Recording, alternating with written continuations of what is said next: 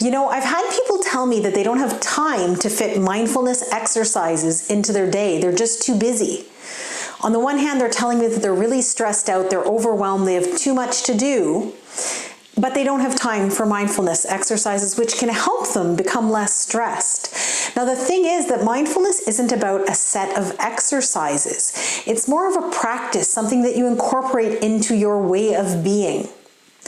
Mindfulness allows us to train our brains to respond differently to what we're exposed to throughout the day. So have you ever had the experience of coming back to work after a vacation to a packed inbox? And your reaction might be either to be stressed and try to get through those emails as fast as you can, or maybe you just avoid them altogether and you move on to something else because you're overwhelmed by the quantity of work waiting for you. A regular mindfulness practice can help create space between a stimuli and a response. So the stimuli being all of those emails and the response, which is a big stress reaction. Now, one of the biggest barriers to not having a regular mindfulness practice is simply not having a concrete plan of how to fit that into our busy lives. I remember when I signed up for my first mindfulness class and I got the schedule of what we needed to do, my initial reaction was to want to drop out because I didn't know how I was going to fit that into my life. And it turned out it was much simpler than I had ever imagined.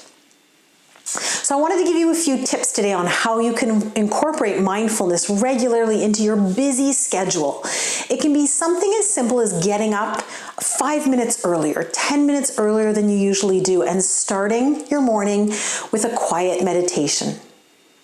Before you head off to work, set your intention for the day. Set a positive intention, and that's going to set you off in a good direction for your day.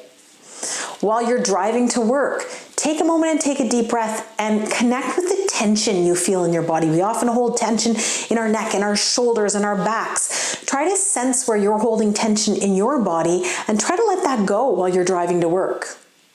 How about on your breaks at work? Instead of looking at your phone like we all do, try to use those 15 minutes to truly relax and disconnect. Those messages on your phone, they'll still be there at 5 o'clock at the end of the day. When you get home from work or later in the afternoon, try to go for a mindful walk. So instead of listening to a podcast or music while you're walking, just listen to the sounds in the environment around you. Connect with what you're hearing. The wind rustling the leaves, or maybe it's the crunchier leaves, the leaves under your foot in the fall. Listen to the sound of kids laughing. Connect with what you're hearing and connect with how that feels in your body. Before bed, you can try to think of one thing that you're grateful for that happened during the day. So there are all these little moments that accumulate throughout a busy day that only take a moment or two to do, but the more you do this regularly throughout your day, the more you're going to reap the benefits of mindfulness. And mindfulness has been shown to have lots of different benefits. Decreased stress levels. There's benefits such as decreased blood pressure. All sorts of different health benefits. And I really, really encourage you to try to pick a few of those recommendations that would work easily in your schedule. Now, the best part is that the only investment to develop a mindfulness practice is a willingness to try approaching the world a little differently than you've been used to.